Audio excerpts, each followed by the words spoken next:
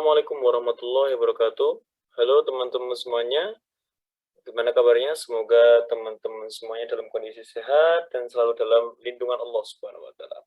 Oke, baik pada Oke, mohon maaf ini saya agak serak ya, tapi nggak apa-apa. Ya, semoga kita semua senantiasa diberikan kesehatan dan juga keberkahan dalam hidup kita.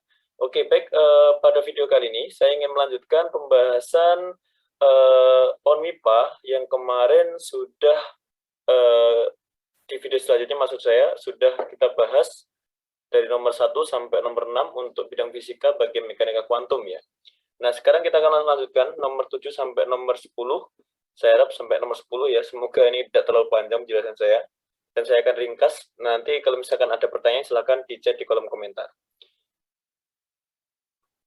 Oke, let me start. Jadi, kita kembali lagi ke ini ya. Ini ya soalnya di mekanika kuantum di sini, di mana kita langsung menuju ke nomor 7. Nah, nomor 7 di sini.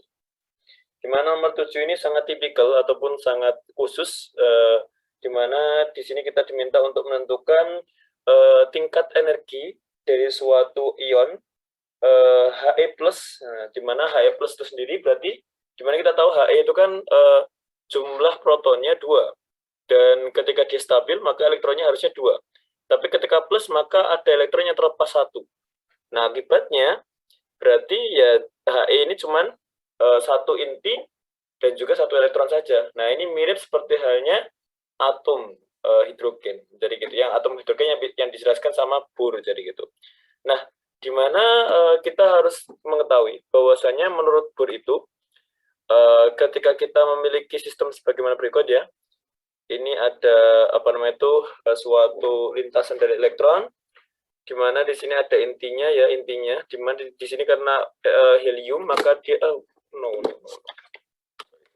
ini tadi ada something yang crack ya kacamata saya. Nggak apa-apa. Oke, soalnya saya buat menahan. Oke, nggak masalah. Nah, jadi kalau kita bicara apa namanya itu lintasan dari elektron di sini, di mana di sini ada pusatnya ya. Pusatnya ada muatannya ada 2e karena ada 2 proton gitu ya. Maka nanti elektron itu akan mengelilingi proton ini ya dengan konsiderasi postulat de Broglie ya. Yang kemudian postulat de Broglie kita pahami bahwasanya partikel itu bersifat gelombang. Dan kita harus pahami ketika lintasannya ini tertutup seperti ini, lingkaran itu lintasan tertutup, maka nanti gelombang itu harus sama peak ya, ataupun harus dia itu tidak boleh sepertinya, misalkan ya. Contohnya kalau kita misalkan awali gelombang dari sini. Terus kita naik ini amplitude ketika di luar dari lingkaran, berarti nanti positif amplitudenya. Nah, ketika dia nanti cuman setengah gelombang, nah seperti ini, maka tidak akan terjadi gelombang. Nah, seperti ini kan seperti halnya puncaknya di sini ya. Puncaknya di sini, maka dia tidak menjadi gelombang. Nah, maka jadi gelombang itu ketika apa? Kapan? Ketika nanti dia itu seperti ini. Nah, seperti ini terus ketika di sini nanti masuk, nah masuk terus kemudian masuk lagi di sini. Nah, kita bisa lihat modelnya seperti ini ya. Nanti gelombang itu bentuknya seperti ini. Yang artinya apa?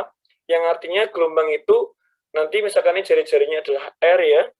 Misalkan jari-jarinya di sini adalah Rn karena nanti bergantung pada bilangan kuantum orbital ya, bilangan kuantum total. Nah, maka panjang gelombangnya ini panjang gelombangnya dikalikan jumlah dari gelombang. Nanti kan gelombangnya ini kan satu gelombang.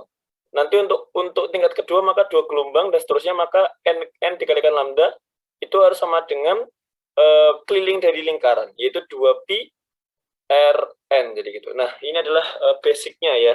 Basic idenya itu untuk menjadi gelombang stabil ya, karena partikel itu bersifat gelombangnya stabil dalam lintasan tertutup, maka nanti jumlah gelombang itu harus bulat.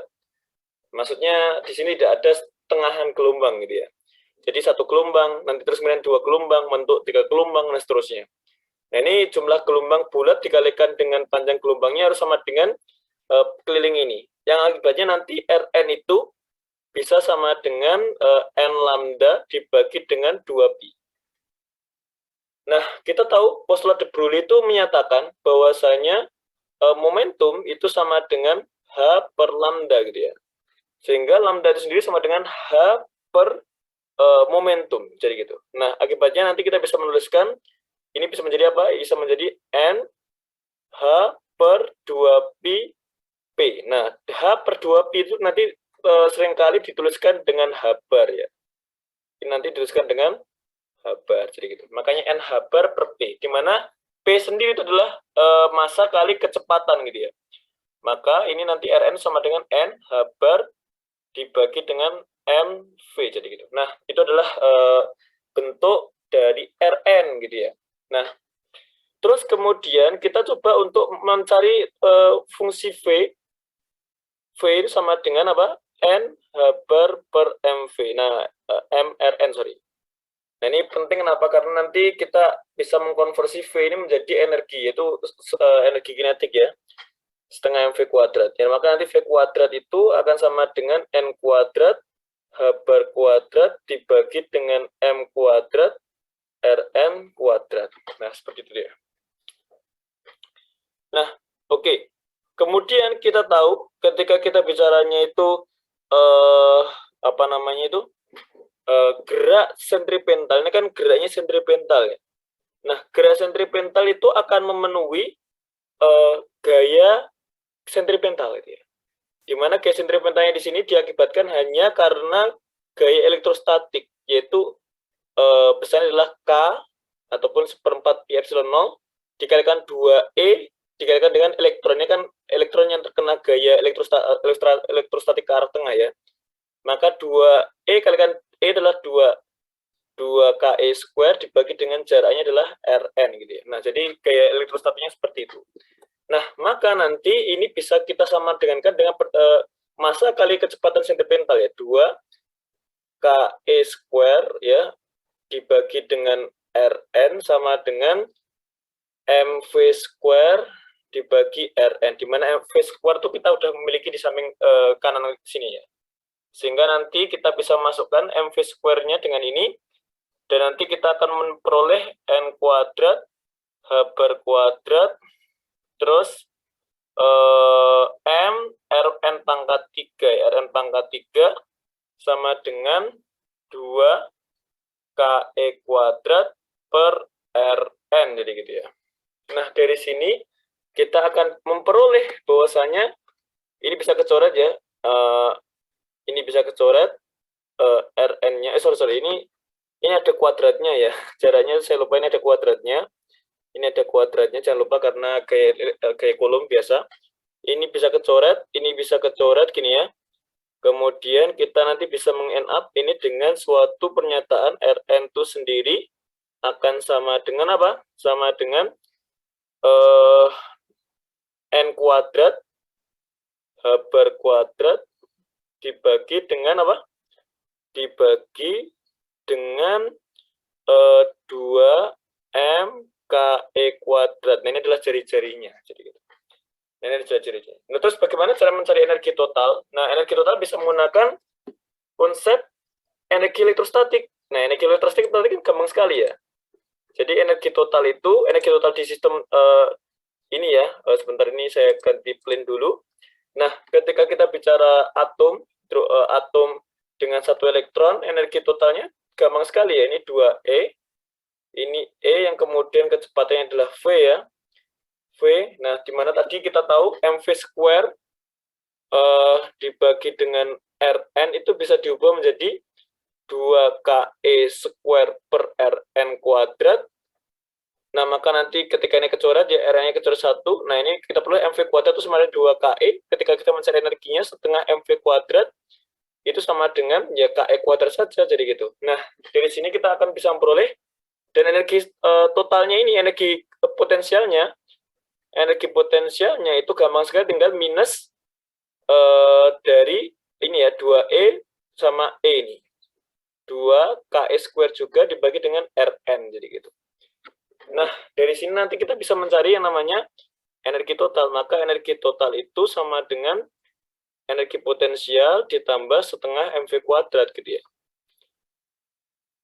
Ya, maka dari sini kita akan memperoleh nilai dari energi potensial kan minus 2 KE square dibagi Rn. Yang sementara yang sini cuman KE kuadrat saja, jadi gitu. Oh, ini per Rn ya, per Rn.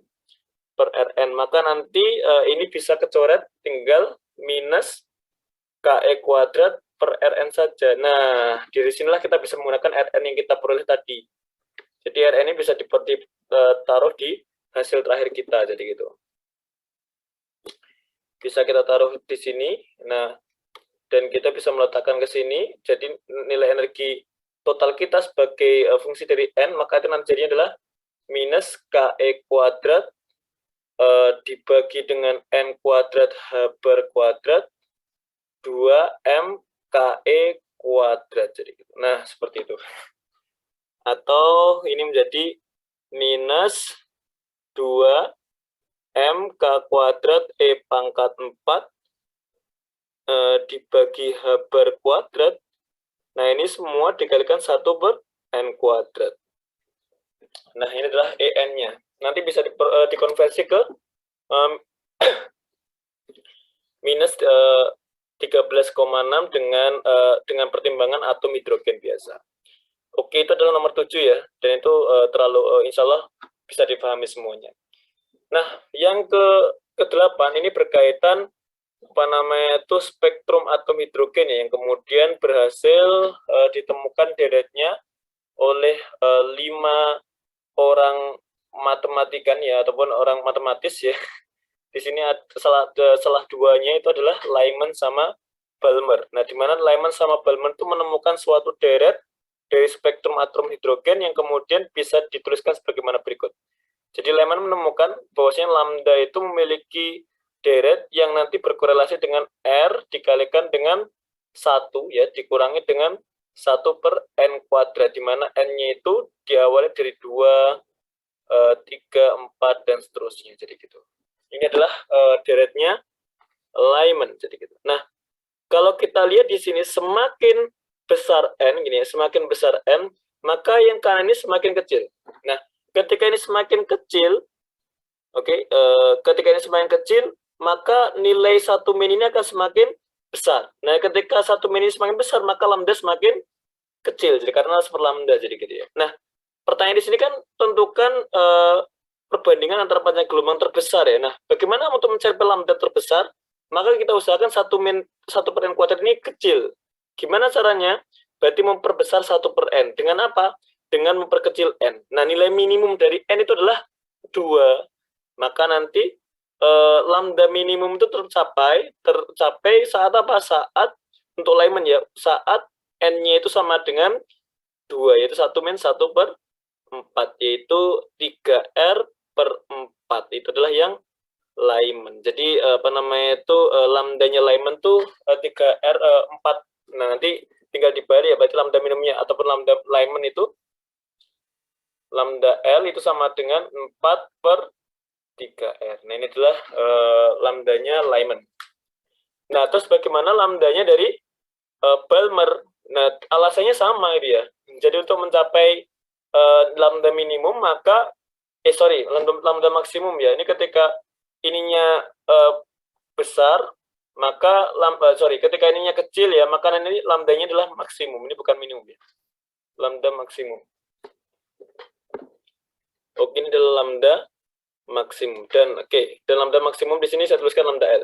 Begitu juga Balmer ya, dengan argumen yang sama, maka lambda maksimumnya oleh Balmer itu tercapai saat N-nya itu, nah nanti saya tuliskan dulu ya, bahwasanya deret Balmer itu nanti 1 per lambda sama dengan R dikalikan 1 per 4, ini ya, karena 1 per 2 kuadrat, min 1 per N kuadrat, di mana N-nya diawali dari 3 dan seterusnya, jadi gitu. Nah, ini adalah Balmer. Nah, as you can see in these equations, maka N ini ketika semakin besar maka lambdanya nanti akan semakin kecil. Caranya agar ini semakin besar lambdanya, maka N-nya semakin kecil, yaitu minimumnya itu 3. Maka nanti kita peroleh lambda minimumnya, lambda maksimumnya itu untuk Balmer itu sama dengan R 1 per 4 Oh sorry, ini ya benar, 1/4 dikurangi 1/9. Nanti insya Allah hasilnya itu adalah 9 kurangi 4 adalah 5. 5R per 36. Atau nanti lambdanya Balmer itu sama dengan 36 per 5R. Jadi gitu. Nah, terus bagaimana kita mencapai perbandingan itu? Mencari perbandingnya, tinggal dibandingkan saja gitu ya. Tinggal dibandingkan saja. Maka yang perbandingan apa ini? Perbandingan panjang gelombang Lyman dibanding dengan Balmer. Jadi lambda L dibanding lambda B. Nah, lambda L dibagi lambda B gampang sekali akan kita peroleh. Tadi nilainya adalah yang lambda L itu adalah berapa tadi? 4/3R. 4/3R ya, dibagi dengan 36 per 5R. Dan nanti ini kita bisa coret ya, ini bisa dicoret. Ini 9 gitu ya. R-nya juga bisa kecoret. Maka 9 nanti sama 3 itu 27, maka jadinya adalah 5/27. Nah, ini adalah jawabannya. Oke, jadi simple kayak gitu. Nah, itu nomor 8 ya. Nomor 8 tinggal mencari perbandingan saja. Nah, nomor 9 ini agak cukup panjang. Kenapa kok dikatakan cukup panjang? Karena ini nanti integralnya itu berulang-ulang kali ya. Jadi, di sini cuma diminta bahwasanya tentukan harap itu ya. Nah, ketika fungsi gelombang sudah seperti ini ya, insya Allah nanti ini sudah ternormalisasi. Ini sudah ternormalisasi. Karena sudah ternormalisasi, jadi kita tidak perlu membuktikan lagi. Kalau pengen buktikan udah ternormalisasi atau belum, kita cek dengan ini ya. Integral V conjugate, tapi sebenarnya cuma V kuadrat aja nggak apa-apa, karena di sini sudah real. Nah, di X sama dengan 1. Nanti insya Allah ketika teman-teman cek, dari X sama dengan min A sampai A itu nanti pasti sama dengan 1 gitu ya. Nah, tapi ketika kita mencari X kuadrat, maka nanti ini caranya diintegralkan ya dari X sama dengan min A sampai A. Nah, ini adalah V kuadrat, ya V kuadrat adalah 1 per A cos kuadrat itu dikalikan X kuadrat. Jadi X kuadrat dikalikan V kuadrat. A cos kuadrat Px per 2A. Nah, ini dx seperti ini. Nah, dan ini yang akan cukup memakan waktu gitu ya. Nah, karena di sini saya juga ingin menyelesaikan ya, maka saatnya untuk menghitung ya. Saya hitung di page selanjutnya biar agak panjang perhitungannya. Oke ya, mohon maaf memang agak apa namanya itu flu ya. Oke, jadi nilai harap X kuadrat itu dicari dengan itu ya. Nilai harap X kuadrat, nah ini nomor 9 ya. Nanti sama dengan integral itu ya, integral X kuadrat.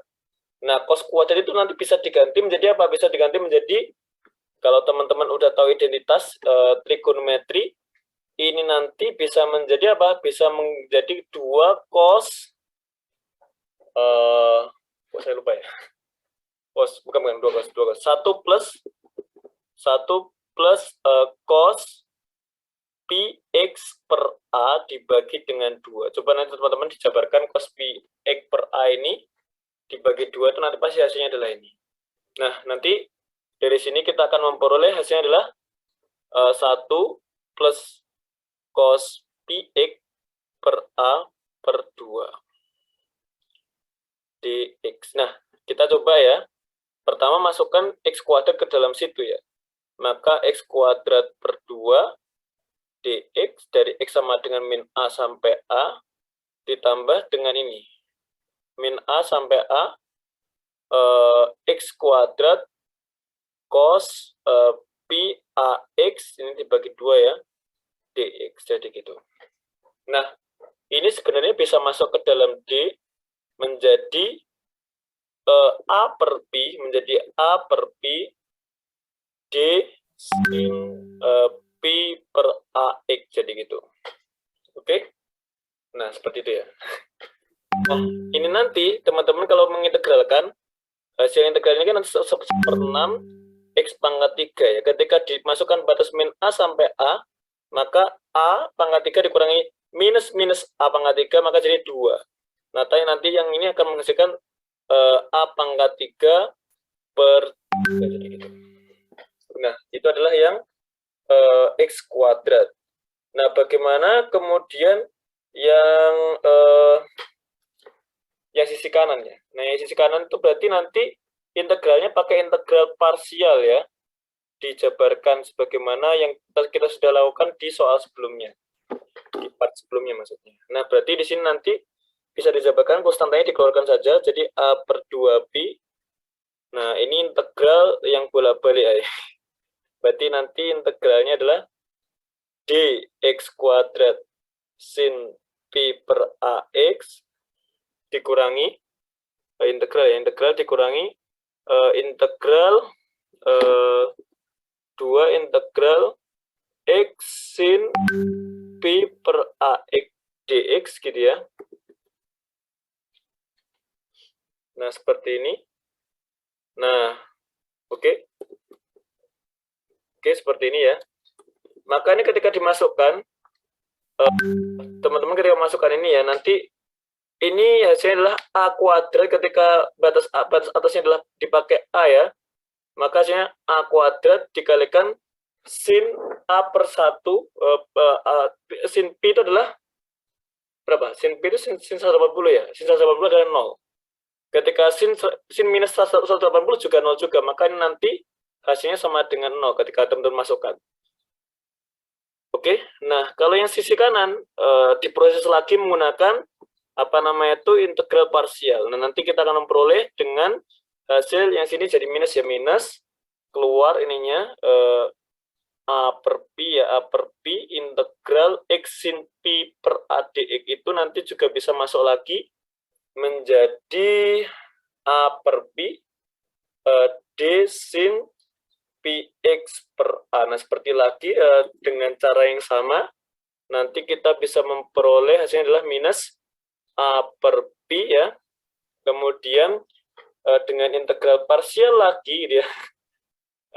Agak panjang memang. Nah, nanti integral dx sin Px per A gitu ya.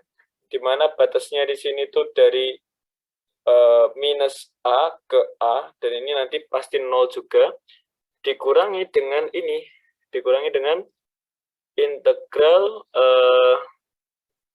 nah ini berarti tinggal ini sin sorry ini ketika dimasukkan kembali nih, kalau ini dimasukkan sin dimasukkan jadi cos ya, ini bukan jadi sin, dan ini jadi plus ini, sorry ini plus karena nanti jadi cos, ini jadi plus, ini jadi cos ya, ini jadi cos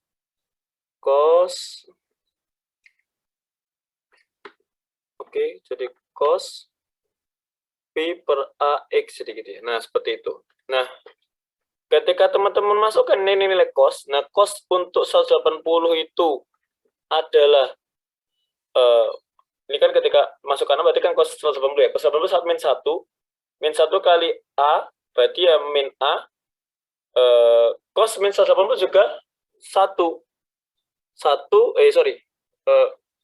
min 1 juga gitu ya. Min 1 juga. Min 1 dikalikan min A jadi plus A. Jadi min A dikurangi dengan A gitu ya. Maka nanti hasilnya ini adalah 2A. Sorry, minus 2A sedikit, minus 2A yang kanan. Dan yang kiri ya. Yang kanan ini nanti tinggal apa? Tinggal cos P per A X gini ya, dx jadi gitu. Oke, seperti itu. Nah, ini adalah hasilnya ya. Oke, seperti ini. Dan nanti ini kita bisa menghasilkan integralnya ini ketika dimasukkan ya, nanti integral sin P per A ketika dimasukkan batasnya 0 dikurangi 0, ini jadinya adalah 0. Ini sama dengan 0. Maka nanti sisanya tinggal yang ini saja. Maka nanti X kuadrat itu sama dengan A pangkat 3 per 3 dikurangi dengan ini. 2 A pangkat 3 dibagi dengan P kuadrat. Jadi gitu. Oke, jadi itu nilai harap dari X kuadrat. Tapi sebentar, ini kok hasilnya kok kemudian nilainya, oke, bentar. Ini ada per A-nya ya. Ini A-nya gimana ini? Ini ada X kuadrat per A ya. Ini ada X kuadrat per A. Ini per A, jangan lupa. Ini 1 per A-nya kok hilang gitu ya. 1 per A hilang, 1 per A hilang. Ini 1 per A untuk semuanya. Ini juga 1 per A untuk semuanya. Ini juga ada 1 per A untuk semuanya. Nah, jadi nanti ini dibagi dengan 1 per A dan kita peroleh nanti A kuadrat.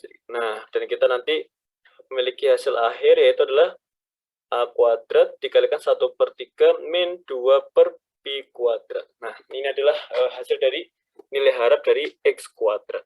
Mungkin nanti kalau kurang teliti bisa dicek di perhitungan ini, emang agak ribet tadi. Tapi intinya sudah tersampaikan. Intinya adalah untuk mencari nilai harap X kuadrat tinggal menggunakan ini ya. Sebenarnya lebih detailnya adalah gini. Nilai dari harap X kuadrat itu sama dengan integral V conjugate X kuadrat V dx, jadi gitu. Nah, tapi kan nilai konjugat dari V kan tetap V ya, maka jadinya V kuadrat di sini. Oke, seperti itu yang nomor berapa tadi? Nomor 9 ya. Nah, sekarang kita lanjut nomor 10. Nah, nomor 10 ini tidak terlalu sulit ya. Nah, tidak terlalu sulit, maka nanti nomor 10 ini caranya sebagaimana berikut.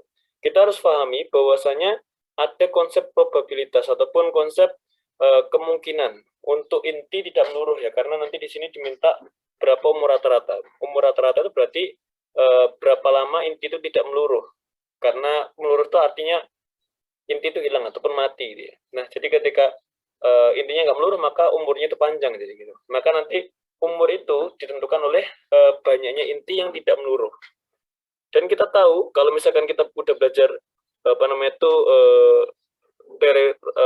radioaktif ya, maka nanti perubahan dari ataupun proses peluruhan itu jumlah kecepatan peluruhan itu nanti sama dengan minus lambda dikalikan jumlah dari inti yang masih ada. Nah, nanti ketika ini teman-teman kemudian integral, karena nanti teman-teman akan mendapat bahwasanya n itu sama dengan nilai awal dari inti tersebut dikalikan e pangkat min lambda t, di mana nanti lambda itu juga lambda itu sendiri ya.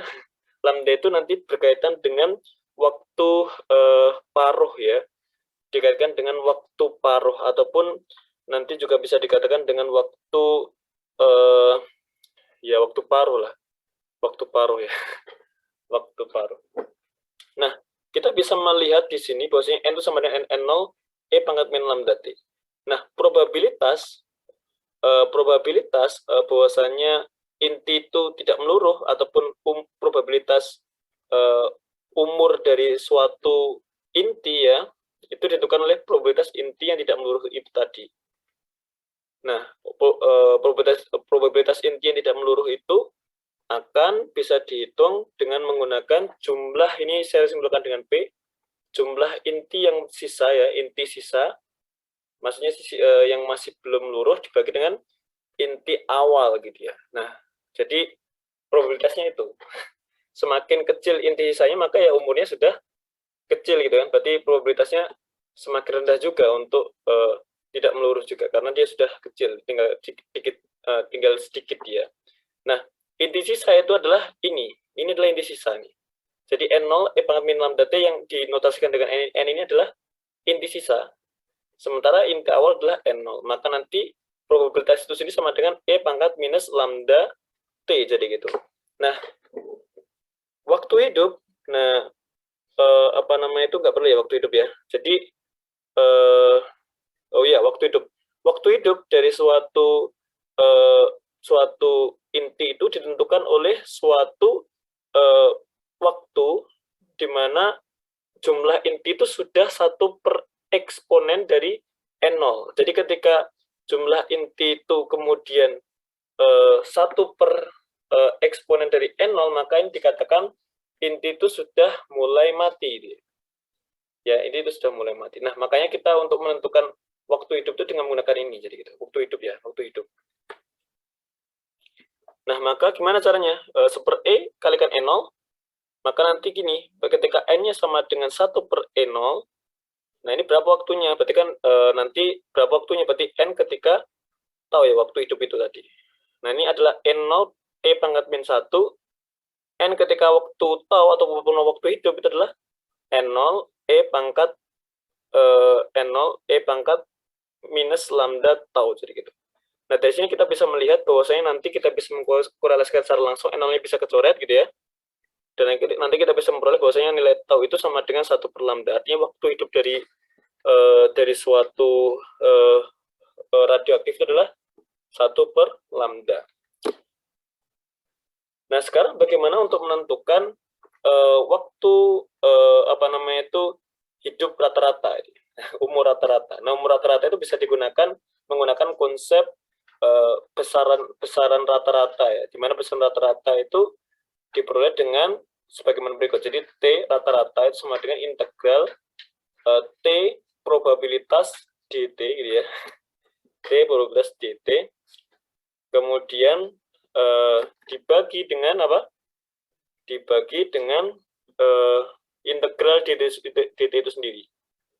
Nah, integral dt itu sendiri. Jadi itu. Ini adalah probabilitas rata-rata, umur rata-rata ya. Karena setiap waktu itu memiliki probabilitasnya, jadi gitu. Nah, jadi seperti ini metodenya. Oke, nah sekarang bagaimana kita kemudian menentukan nilai dari ini? Maka tinggal dimasukkan saja integral T dikalikan probabilitasnya adalah E pangkat min lambda T dt gitu ya. Nah, dibagi dengan integral dt, di mana batasnya itu dari waktu T sama dengan 0 sampai waktu hidup. T sama dengan 0 sampai waktu hidup. Nah, ini kita bisa lihat bahwasanya nilai dari ini ya, nilai dari ini itu nanti insya Allah ya, nanti insya Allah hasilnya itu akan sama dengan 1 per lambda juga, jadi gitu. Nah, nanti coba teman-teman coba aja integralnya ini apa, itu nanti sama dengan 1 per lambda. Dan itu adalah metode bagaimana menentukan umur rata-rata. Ini di sini sudah disampaikan bagaimana kita menghitung umur rata-rata itu bisa menggunakan integral dari waktu T setiap sisa itu tadi ya. Jadi T itu memiliki probabilitasnya. Jadi setiap T itu memiliki probabilitas. Misalkan pada waktu T di sini probabilitas umurnya itu berapa, kemudian waktu ini probabilitas umurnya itu berapa. Nah ini dicari waktu-waktu T dengan probabilitasnya itu tadi, jadi gitu. Nah kemudian dibagi dengan total waktunya. Nah ini nanti akan menghasilkan yang namanya umur rata-rata. Oke. Oke, mungkin itu aja ya yang untuk pembahasan ONMIPA untuk tahun 2014 ini, khususnya nomor 7 sampai 10. Nanti kita lanjutkan lagi di video selanjutnya untuk pembahasan nomor 11 dan nomor selanjutnya, yang nanti lumayan menarik, walaupun sebenarnya ini mudah-mudah ya, tidak terlalu sulit, tapi nanti yang cukup menantang itu yang nomor 14 ya. Nomor 14 ini cukup menantang nanti. Oke, baik, mungkin ini aja yang bisa saya sampaikan di video kali ini. Semoga video kalian bermanfaat.